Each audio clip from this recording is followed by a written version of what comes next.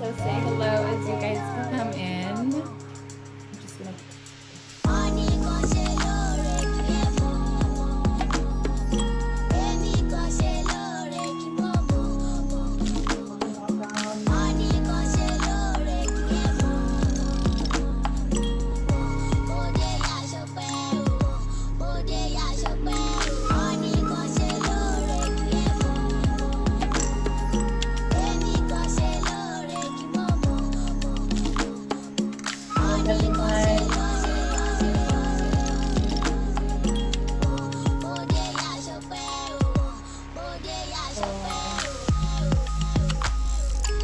group chat up so I can chat with you all. Tiffany, hello.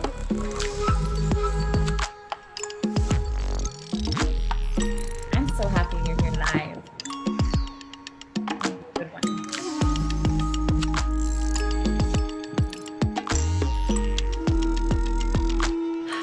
All right, welcome, welcome.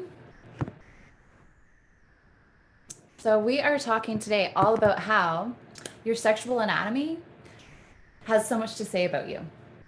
And you all know me. So for those of you who, oh, can you still not hear me? Okay. Definitely want you to be able to hear. All right. So for those of you who know me, my name is Meg Williams, and I am a sacred pleasure and embodiment teacher. And my big focus is that, hi Linda, how are you? Is that so many people, actually there was a Fred Rogers quote that really, really made sense to me, and he referenced it about death. And he said that death is something that makes so many people uncomfortable. And the thing about that and that discomfort is that death is such a basic part of our humanity, of our human experience here on this planet. And so when something so natural is uncomfortable, we should come to discover that it's mentionable. And when we allow it to become mentionable, then it becomes manageable. And this is exactly how I feel about sexuality. My belief is that it is something based likely on unconditioned programming, but also just our basic experience. Society has set it up to be a certain perspective that we receive about sexuality. And it's that it's not mentionable, which makes no sense because it is such a basic part of our human nature. It's literally how we got here. So we should be taking something that is so critical to our humanity, and we should be making it mentionable. And by becoming more capable to talk comfortably about it because it is mentionable, it then becomes more manageable. And in that sense, I mean that those triggers that might be conditioned into us. So that conditioned belief that it's not mentionable, or if there's shame, or if there is insecurities, or if there are fears, that those things are going to become more manageable because we're going to have expanded our understanding. And this is so much of what I have a beautiful clip that I'm so excited to share with you all, which really goes to show how our full understanding of sexuality has been so diluted by society on purpose, because sex is our power. Sex is where we're able to move through our infinite facets of healing. And it's also where we have the capacity to heal, but also regenerate and refuel and enliven our vitality. Later in the month, I'll be talking about orgasms and how that is linked to how we express ourselves.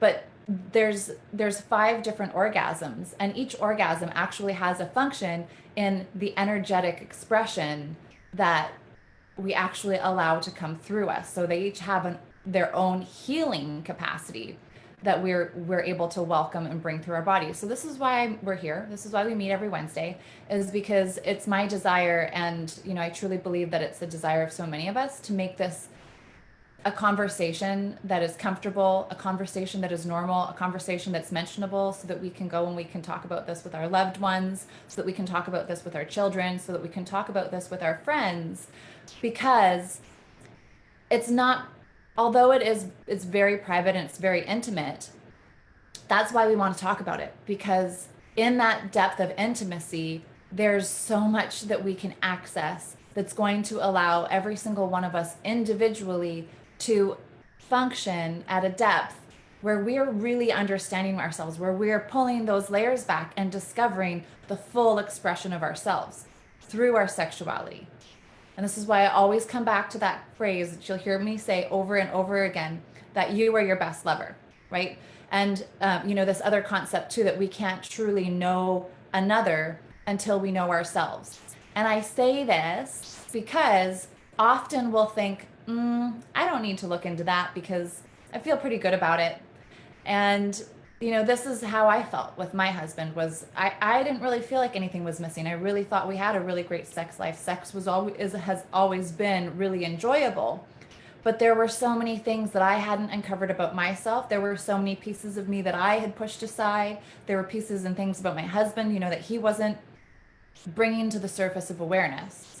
And as we bring these knowings and these realizations and these understandings to the surface, it allows us to embody so much more in the bedroom, but also in our lives, in our business, right? So by tapping in and making sex something that is our core nature, if we can make it mentionable, we're really and truly opening so many doors for us to expand in all areas of our life. So this is why we're having the conversation. So thank you to everyone who's here live. And if you're catching this on the replay, be sure to say hello. Let me know where you're coming in from.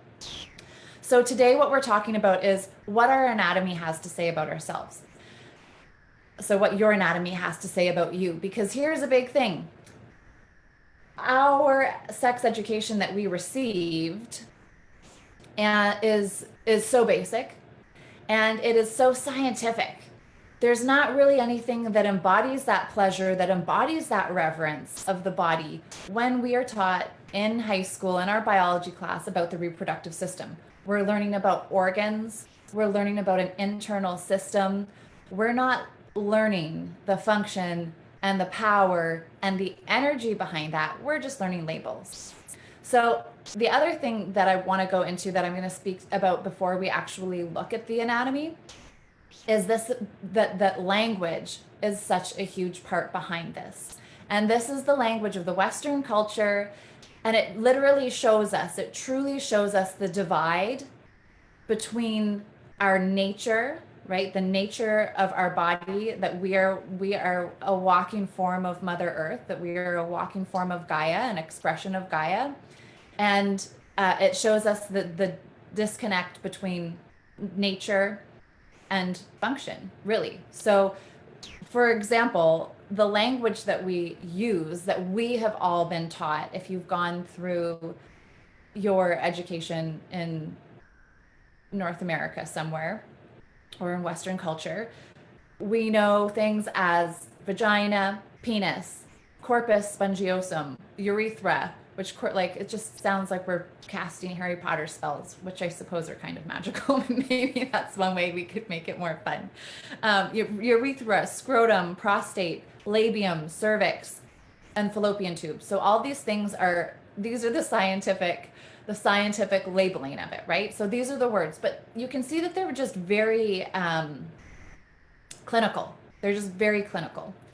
There's nothing really delicious in the way that it spills out of our mouths, but we can make it. There is language that's so much more delicious. So for example, I prefer to use Yoni and Lingam. Yoni means sacred space, which is truly, there's no better way to encompass the energy of our womb. So I love the language of using Yoni. And Lingam is wand of light. And this is the whole intention in a sacred sex encounters, that the man is using this wand of light to direct his vital life force from the base of the woman's spine, opening into her heart, and so that we can have that full expansion through that sacred union in a sacred sex experience.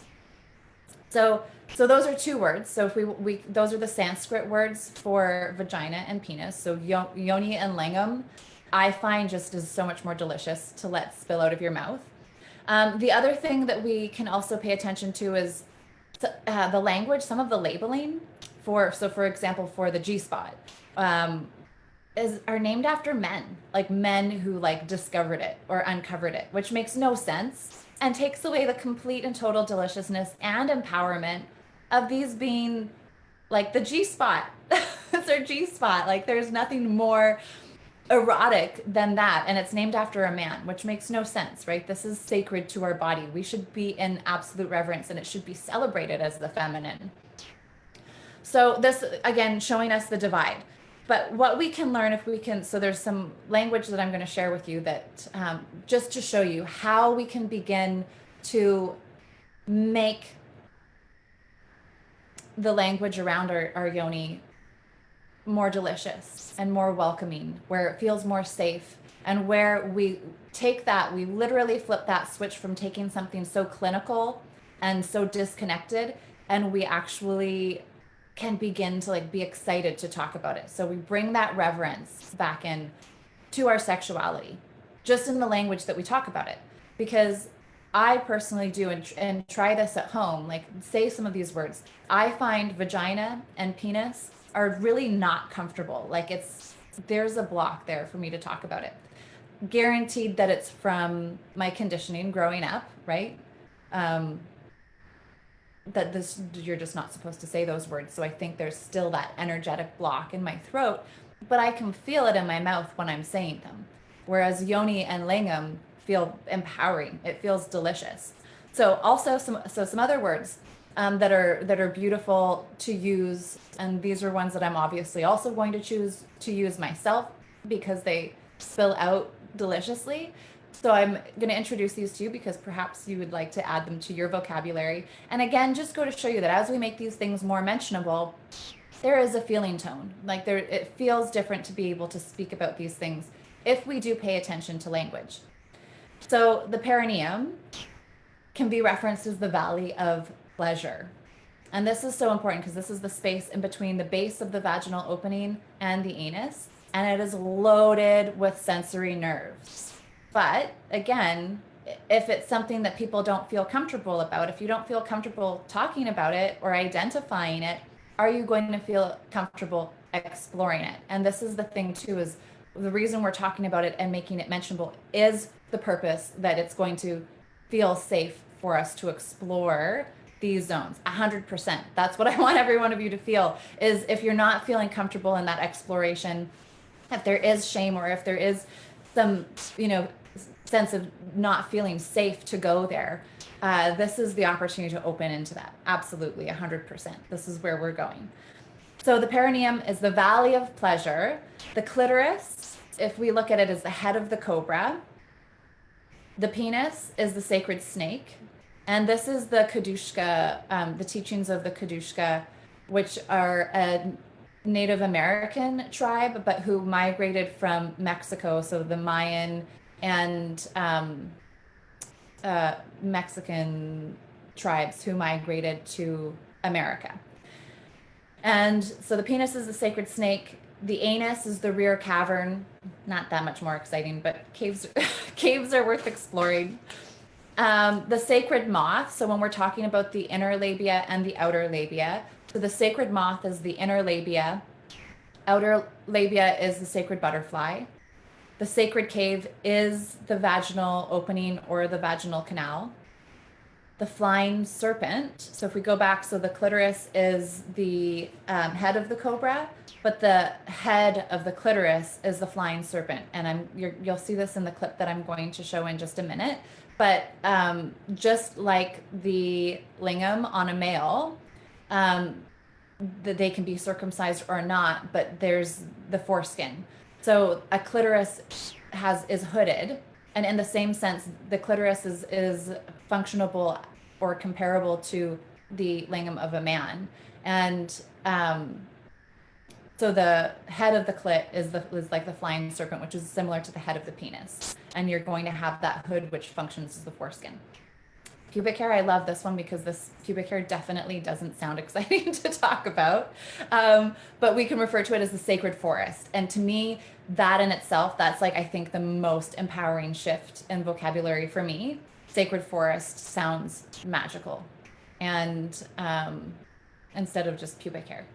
And the pubic mound, so that's like the bone at the base of the bowl of the pelvis, sacred mountain. So just everything's so much more sacred. So you can feel as we talk about it, the way that the language impacts our concepts, right?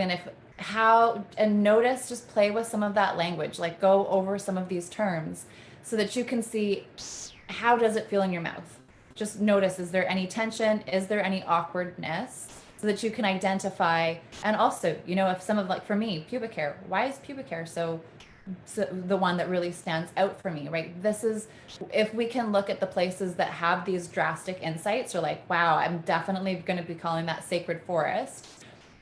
What are the things that really call to you, or what are the things that you do feel tension about? And take time after this to explore why that could be, right? This is literally the place where we get to open the doors, we get to be curious and discover more about ourselves. I love, like Tiff had said earlier, that this is that whole process of going into the revealing. There's so much more. We think we might have it all, but our life is continually unfolding. So for us to ever think that we just have it all and we're there, there's more, right? And we should be excited to uncover and to discover what these things are. So language is a really great way to begin setting that comfort, a great way to begin making things more mentionable, because if the words are coming out awkwardly, or if there's discomfort, immediately it's going to be something that you don't want to mention. But if it feels good to talk about it, if it feels good to say, you're going to be more likely to make it mentionable and have a comfortable conversation around it. Zoe, so happy to have you here. Welcome. So we'll just go in. I do want to share some diagrams with you all. I'm just going to come and share my screen.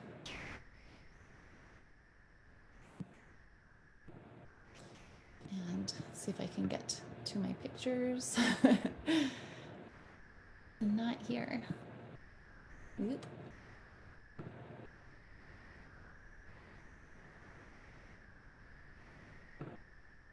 Oh, the layers of everything.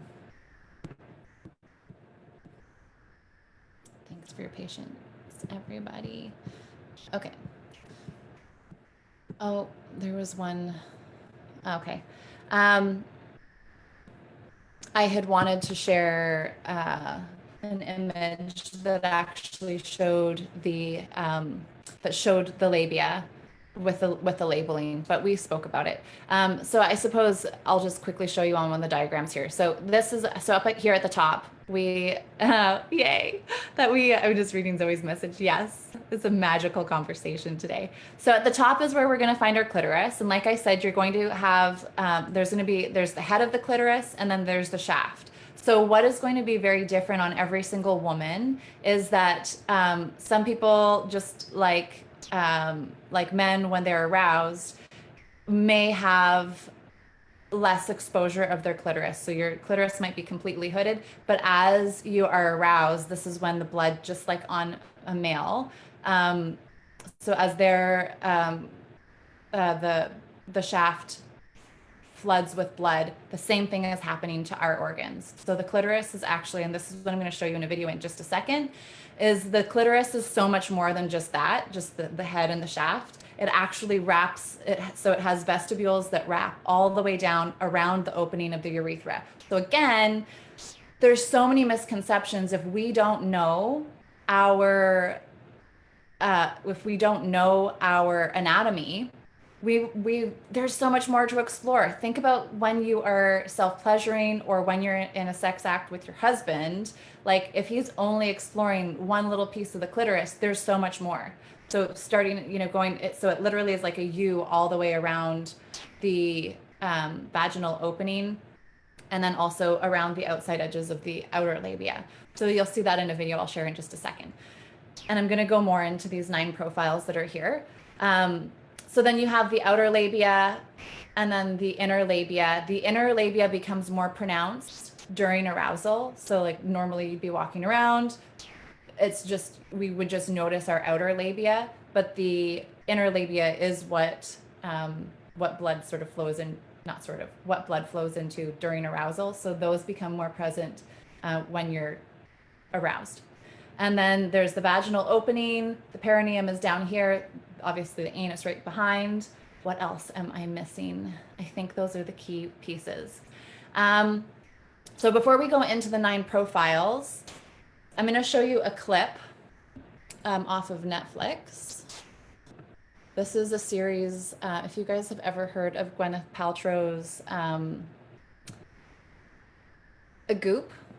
It's a program that she's run, but this one's called Sex, Love, and Goop, and it's amazing. So if anyone wants, if you are as into this as I am, they're talking about everything we talk about here. So it's really, really exciting that this is like something that's on mainstream media like Netflix. But what I want to share is a woman named Jaya, and she's got this beautiful vulva puppet. I need one. But just goes through and you'll get the vision and the visual of the clitoris. Now, the whole reason too that I'm just going to stop sharing for just a second. Oh, I love that, Tiff. Yeah, it's so good. If you can catch it, definitely do. And so the whole reason that I really want to go into the different anatomy profiles today. So we've just talked about language. We've talked about the diagram of the vulva itself. But the reason that I want to go into this is because there's actually 9 different profiles. And a lot of women will feel shame or discomfort or embarrassment around their genitalia because they feel like it's too big, the color is wrong, whatever it is. It can also go into like during sexual stimulation, feeling like, well, it takes me so long to get aroused, or like, oh, I get aroused way too quick, or there's so many things that we can go into. This has so much to do with your anatomy. So when you can understand that there's actually a profile for you to understand, and it's connected to an animal, which is beautiful because you'll probably notice that this animal likely speaks. You'll feel that connection. But to be able to understand your anatomy, this is going to and accept it and realize that those things that maybe you were ashamed of before are actually unique qualities that make you the certain lover that you are, then again takes it. So, right, we no longer have to feel disempowered. We no longer have to feel uncomfortable or the discomfort around it. And we can realize that this is actually where our power lies. So our feeling tone and our acceptance around our anatomy, it's going to impact the pleasure that we feel, right? So if we're not feeling empowered by it, it's going to impact our pleasure. The anatomy itself, so again, whatever your profile is, will tell you specifics about how you go about attracting a partner, how you're going to initiate sex, and it's going to shape the sex this is all shaped by the sex anatomy that you have. So I'm getting confused even looking at my own notes. My writing's terrible. So you can see that this has such an impact on you. So this is why we're talking about it, is because we want, again, to be able to open the doors and be like so welcome to knowing more about it. So, okay, I'm going to stop. I want to go play this clip and then we'll talk a little bit more before we go into the 9. Share. Okay. This is a vulva puppet. Oh, wow. So, I like this one because it has the entire structure of the clitoris. There was this story going on about Erica's clitoris being small. And when anybody says that anybody's genitals are small, I often just think it's because they're not being aroused. Size isn't necessarily what matters. Arousal is what matters. I don't know why you're not getting the I video. wanted to educate them on here's her anatomy, here's how to work with her anatomy. What's interesting about anatomy is it'll... Sorry, guys, that's bizarre. I was going to see if I can get the video. Of the vulva body got taken out of the textbooks. Okay, So we're going to if you listen. look at like early 1800s, it's all in there. And then we go through kind of the Victorian era and it disappears. They only kept the reproductive organs in. So we lost a lot of the anatomy. And then the way things were named also denotes shame. Even the nerve that innervates all the external genitalia was called the pudendal nerve, which pudendal means shame. Oh, wow. So studying sex and studying the anatomy was shameful. Okay, so outer labia. Oh, no. And these can be big or small. Yeah, no, you guys need to see this. I'm going to see if I close my...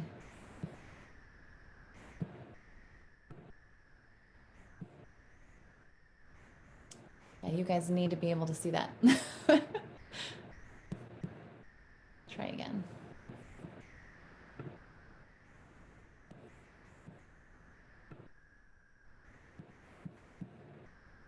Does anyone know? Do you think this is a thing? Maybe Netflix doesn't want to be shared. No. All different sizes. As someone gets more aroused, these start to pop out more. The inner labia start to come out because they're swelling and all of this poofs out more. This is the clitoral hood. So similar to someone who's penis bodied, this would be the foreskin. Okay. Now, Ladies, I'm so sad. I think that's what it is, yeah, you'll be able to catch it later. And I'll take a snapshot, I think, just a screenshot so you guys can actually see. I'm still going to let you play or listen to it, but if you can catch it so you can actually see it, it's the 4th episode and it's like 3 minutes in. clitorises are sometimes innies or outies. Like sometimes the clitoris is more in underneath the hood, and sometimes it's more out and exposed. And then we have arousal, right, which is going to change it, which is going to make a little bit more exposure, right? The clitoris is going to grow. Right. It's very similar to someone's penis, okay? Then there's the shaft of the clitoris, which is this whole piece here. And this is all erectile tissue that engorges with blood. We've got all this is also the clitoris. Wow. So we have the clitoral legs, which are in here. They wrap around. This is the vaginal canal here, the clitoral legs here. Okay. And then the vestibular bulbs, or some people call them the clitoral bulbs as well. So there's all this internal structure to the clitoris, which wraps around the vaginal canal. So I just want to show you the whole clitoris. Okay. Okay. That's what I really wish you could see. That's the whole clitoris. Wow. It's a lot of tissue. We intimidating. just give this part attention. But you've got all this tissue here to play with. Wow. Aren't we amazing? Yes, Aren't I know. our That's what bodies I'm thinking amazing? right now. I'm like, geez, women just get more awesome every so time. awesome. So these are some of the landmarks today that we're going to find on your body. How do you feel now about me taking a look at your anatomy and helping him? All right. And then they go explore with as partners with this woman. It's beautiful. So yeah, that was just what I really wanted everybody to get to see was how, like, it's just like there's like this massive, like the clitoral bulbs that come around the vulva is just incredible. And so again, when it comes to self-stimulation, if you are using your hands or using a toy, like a vibrator or something like that, to be paying attention to that space is going to be just as important because there are so many nerve endings. And this goes back to also people who are so uncomfortable with this. Like there's women who will talk about surgery to reduce the size of their labia. And that's like talking about cutting off an incredible amount of nerves that are going to feed you a pleasurable experience. So to be able to come to comfort and understanding about these profiles is going to be absolutely huge because you don't want to rid yourself of the capacity to have, these high levels of pleasure. The other thing is carrying doubts, fears, and insecurities about your genitals is also going to limit the energy that you have available for all the other things in life, right? So your relationship, your capacity to parent, your capacity to show up with work. And feelings like if you're feeling ashamed about it, this also limits the ability to enjoy sex So it's going to be more likely that your sexual experience isn't enjoyable. And it can even lead to um, health issues that will lead to things like cysts, abnormal growths, and other illnesses, right? Just like anything else in the body. This is why we always want to be tuning into like where we're holding tension, because these are going to be linked with our chakra systems, which are going to tell us, right, where we might be, or where we are, that where our dis-ease is where our disease is going to infiltrate. So this is huge, right? To be able to come to a place, a loving place around our genitals. Also that full awareness of like what's there, what can be enjoyed, like this whole concept of just getting curious and exploring. How we feel about our genitals determines the way that we experience pleasure, and also explains how you will gain knowledge throughout your entire life. And this is really just by going into that general inquiry of like, what more can I know about myself? And it all begins at our core nature, which is sex, right? It's how we got here. So to go back to the diagram of so there's 9 vulva profiles, and you're going to be one of them. So we want to look, here we go. So we want to look at the vulva profiles here. And so I will also share this in the group. So the ways to determine, so there's several things that you're going to look at to determine which profile you are. The easiest way is to go get a mirror, ladies, put it in between your legs and have a glance, right? This should be something that you are doing normally. Again, to get comfortable, it's just like mirror work that has to do just with body image, right? Where we're showing love and reverence to ourselves in the mirror. This is something that I do in my programs with women all the time, but we're also going to do it with our yoni, right? Because like we want to say hello. We want to notice the things, not the things that we're going to be critical about, but observe the things that, wow, that's really beautiful. Wow, I didn't know you were that color. This is really beautiful, right? So we have to be looking at her, and it's hard to see, right? Unless we actually get that mirror and take a look. So this should be a practice that every one of us is integrating into our day-to-day. So taking a mirror and taking a look. So again, looking at the outer labia and the inner labia is going to be likely the easiest way to determine which profile you are. So the other thing that you're going to pay attention to is the distance between the clitoris and the vaginal opening. So generally, so it's measured by finger length. So like it's generally 1 to 2 fingers, but their dancing woman is almost going to be about 4. So the size and shape, the finger measurement between your clitoris to your vaginal opening, the shape of your hood. Okay, so just like in that clip that I just shared, the woman, so her husband was teasing her about having a really small clitoris, which is like, there's no point in making a claim like that because everybody's going to be different, right? Whether it's hooded, whether it's more exposed, whether it's short, whether it's long. And it's just like men. So there's the same thing for men. There's 9 genital profiles for men, and it's the same thing. So the shape, the width, the length of a man's penis is also going to tell him about how he expresses in life, how he attracts a partner, how he engages in sexual acts. Knowing these, especially if as partners, if your husband or partner knows what he is and you know what you are, this also can explain a lot and bring in deeper understanding of what you can do for one another during a sacred sex practice. So many things that we can expand into and bring into our lives just by knowing this. So shape of the labia, distance from clitoris to vaginal opening, the shape of the hood of your clitoris, and then just the general size and shape of your vulva. Internally, what you're going to be paying attention to is the depth and width of your vaginal cave. So this is different in every single profile. this is also going to change from when you are aroused or not aroused. So just like men become hard as you increase your arousal, there's going to be more blood. And actually, this usually means that there's the capacity for our vaginal cave to actually expand, and it will actually grow.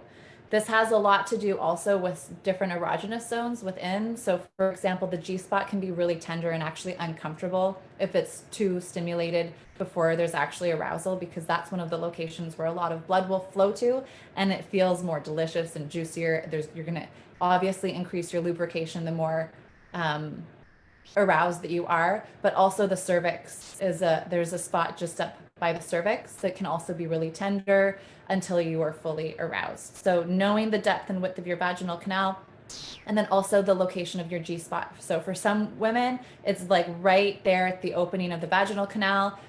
For others, it's about like an inch to 3 inches back, and then in the dancing woman, it's actually really far back. It can be that it's not even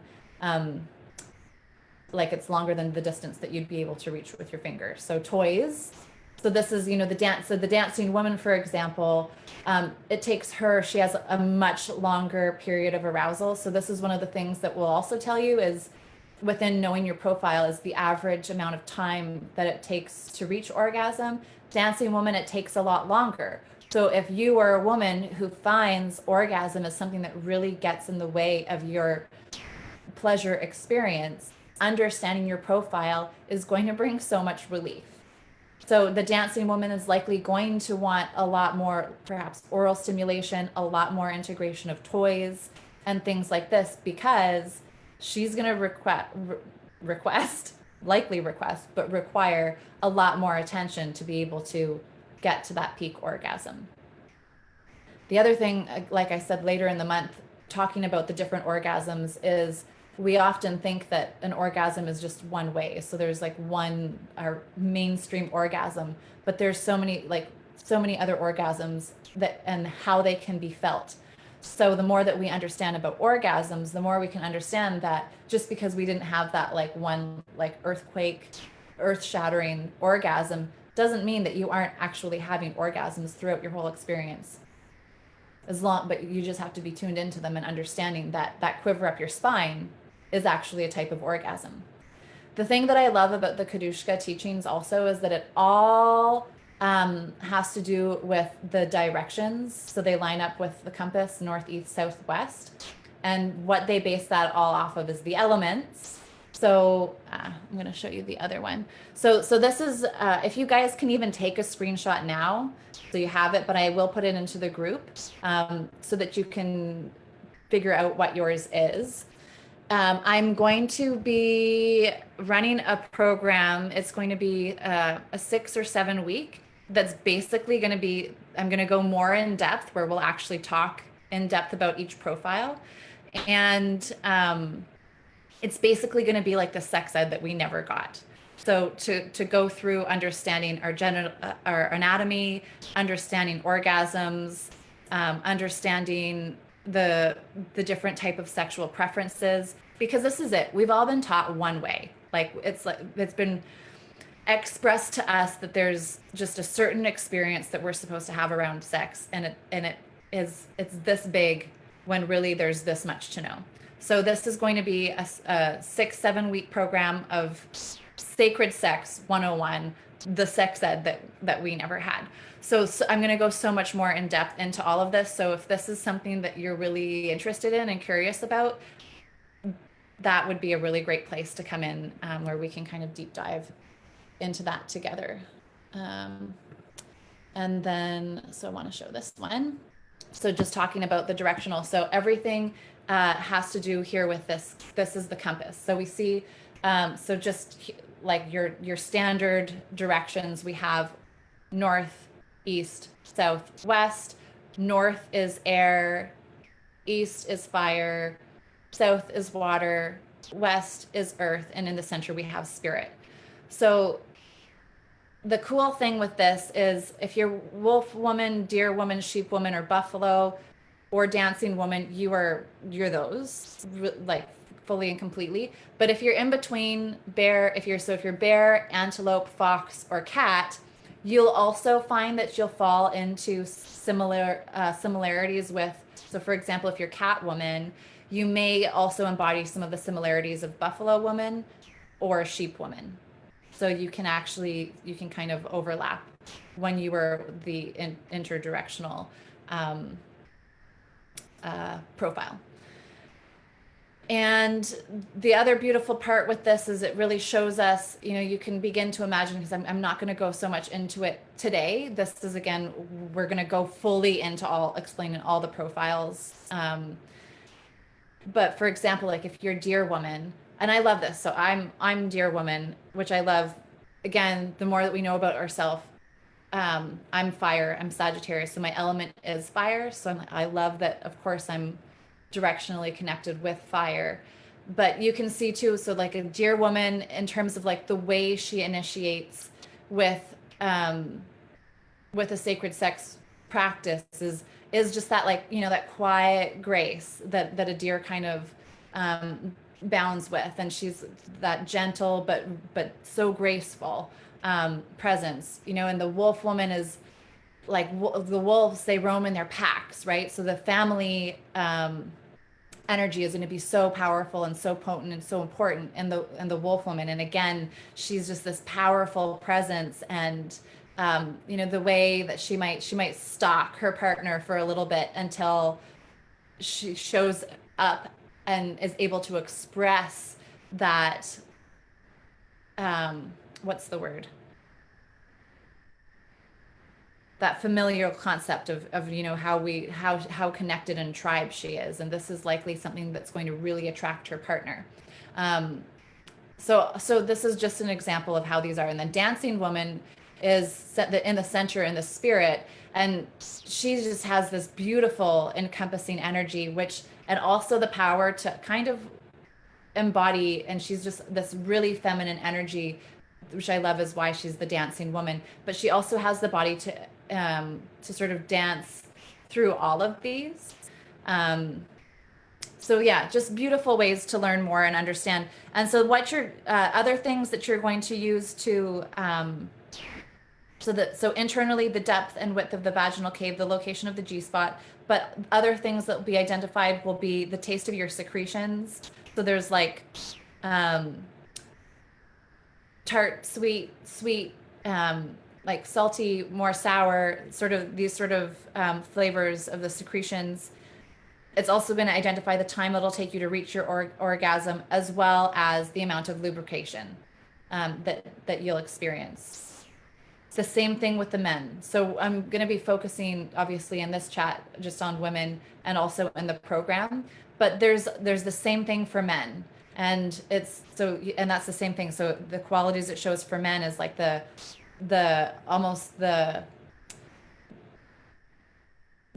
thickness or the liquidity of a male's ejaculation. Again, time to reach orgasm. And it'll go into also just the sort of the ways that a man will show up during intercourse. So it's really a beautiful thing. My husband was blown away when we looked at his profile. He was like, wow, that's really me. And when we have those conversations, and when I shared mine and we looked at his, it opened the door to have those conversations about what more we could bring in, right? And this is us feeling like we didn't have more that we needed to bring in. But I'll tell you, both of us are like, wow, I did not know that in my late 30s that sex was going to be the best that I've ever had in my life. Because we're opening these doors, because we're having these conversations, because we're making these things mentionable and getting curious and making these things explorable. So this is really what I want to come down to, is that by having this conversation and by understanding that you have a unique genital profile, that it brings around this quality of reverence, brings around this quality of respect, right? And delight and excitement for the sacredness of your body, for the power of your body, that there's more that we can learn that there's more that we can bring into our own personal sex experience or the experience that we're having with others. Hi, Josephine. So happy to have you here, my love. So much to explore. I do want, when I go into the program, oh, I'm so glad, Tiff, that you're getting so much out of it. Isn't it? It's just so exciting. And there's so much more. It's funny. I don't feel like this is super in depth because there's so much more that we can go into, but I really do want to highlight, this sacred sex ed 101, that's going to be coming up, where we really get to go in deep to all of this. And I just, as many of these things that we can make mentionable, where we feel safe, and all of these things that we can come to accept and explore and get curious about. It starts with absolutely knowing our bodies. Like, how well do we know our bodies, right? When's the last time that you did put a mirror between your legs? Have you ever put a mirror between your legs? Because this was the thing that I love about that Netflix show, Sex, Love, and Goop, was this is what some of the women said: I've never looked at myself, right? So let's make that something that we do, right? So that's a little bit of play work there for you to take out of this too, is to go look, go touch, learn these things about ourselves. And this is what in the 101 we'll be looking at more in depth at each of the profiles, more in depth at the sexual preferences, because this is another thing, is monogamy is all we've ever really been told, right? But there are so many different preferences. And when we come to just understanding that homosexuality is beautiful, understanding that ambisexual is actually more likely our inherent nature, right? That we are humans who are here to love. And by opening to whatever relationship that we feel attracted to, this is another opportunity to experience deeper depths of love with someone. But we've been so closed off to thinking that we can't do that with women, or we can't do that with other men. Whereas we're here to have the full human experience. So let's not close ourselves off to those opportunities. So we talk more about those sexual preferences, genital profiling, the types of orgasms, looking at the erogenous zones, right? All of these things that we might not know, right? How many of us knew? I didn't know until like 2 years ago, how expansive the clitoris was.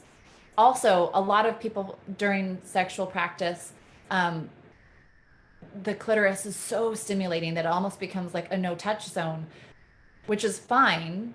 Perhaps it's the head of the clitoris that's a no-touch zone, but that there can be play over top of the hood, along the shaft, and that it can also be down the sides of the vaginal opening, that you're still able to access and target the thousands of nerves within the clitoris. So there's so many simple ways that we can begin to just know ourselves better. So I am going to send out an email. If you haven't signed up to my mailing list and would like to receive, so what I was just going to share there is, with the newsletter, is the topics for December's month. So what the different topics for Wednesdays will be, because we do go over the orgasm a little bit later, kind of what it means to be human, with that conversation around sexuality. I can't remember what some of the other ones were. How do we brace? Are we bracing ourselves? Because there's so many experiences that we can have had around sexuality that oftentimes we're just bracing and not fully able to open to the pleasure experience. And this is, again, the whole concept is what we can let go of so that we are fully embracing the pleasure that we are meant to be receiving in this lifetime, that can be received through our sex practice with ourselves or with a partner. So if you would like to get that email with the topics, so that if there's one that you really are looking forward to, you can put on your calendar to be there, and just all the other delicious things that are going on. So I will be hosting a workshop towards the end of the month that will be leading into the Sacred Sex 101. I'll be here every Wednesday, And we're moving into week 3 of the rose codes, which I'm open to taking anyone one-on-one if you want to jump in now. Likely it'll be the end of July where I'll be opening that up to a group session again. But that's going on, and again, we're talking more in depth with all of this and many more embodiment pieces, right? I try to bring in what I can here. So for example, today we get to identify what your profile is, also just exploring more, right? Go take your mirror and explore. And but with my programs, with the rose codes and with this Sacred Sex 101 or my Worthy program, these all have such deep embodiment practices where you're actually taking that step and going further into the exploration, exploring those curiosities, exploring your expression, the whole concept to come back to your core nature, right? So if you're feeling disconnected, if you're feeling out of alignment, if you feel like I don't know what the fuck my purpose is or what I'm supposed to be doing, if you're feeling low in energy, this is what sex brings back to us. Like I said, and I'm so excited for the conversation around orgasms, because of the 5 orgasms, each one brings in its own healing component. So also, if you feel like you're only having like a certain type of orgasm, which I highly doubt, but again, it allows you to bring in that subtle awareness so that you know, and this is what I find really exciting, is it's like when you have that orgasm, it's like, oh, this one was really revitalizing. Oh, this one's brought me joy. Oh, this opened me more to humor. All of these ways that we, through the orgasm, are actually inviting in our simple human experience of feelings of joy, of love, of bliss that are healing through our body, through sex, through pleasure. So this is a beautiful thing. God gave us this, right? It's literally the easiest way to access healing, to access our connection to the divine, which brings us our own creative, which brings us deeper wisdom, which brings us creative power, right? It's literally going to bring us ideas and wisdom to create in this life. So let's just celebrate sex. Let's celebrate our beautiful anatomy. Let's celebrate those butterfly wings. Let's celebrate those caves of pleasure, the sacred forest, all of this deliciousness that makes us who we are and makes us unique and makes us, that brings us that depth of expression that we are here to be. This is what we're here for right now, more than anything. So sending you all so much love. I will post that right now, that image into the group so that everybody can reference that and take a look at what they are. I will be going more into those profiles in the 101 program. And it's going to be so fun. It's going to be sex ed that we all wish that we had when we were 13 years old. All right. I love you, beautiful women. Thank you for being here. Reach out with any questions, share insights, share questions in the group, because those things that you guys are wondering about or wanting to know more about are likely things that everybody else wants to know more about. And it also helps me to bring you what it is that you want. So I love you all. Have a beautiful afternoon, evening, wherever you are, and I'll see you all next Wednesday. Mwah. So much love. Take care. You're so welcome.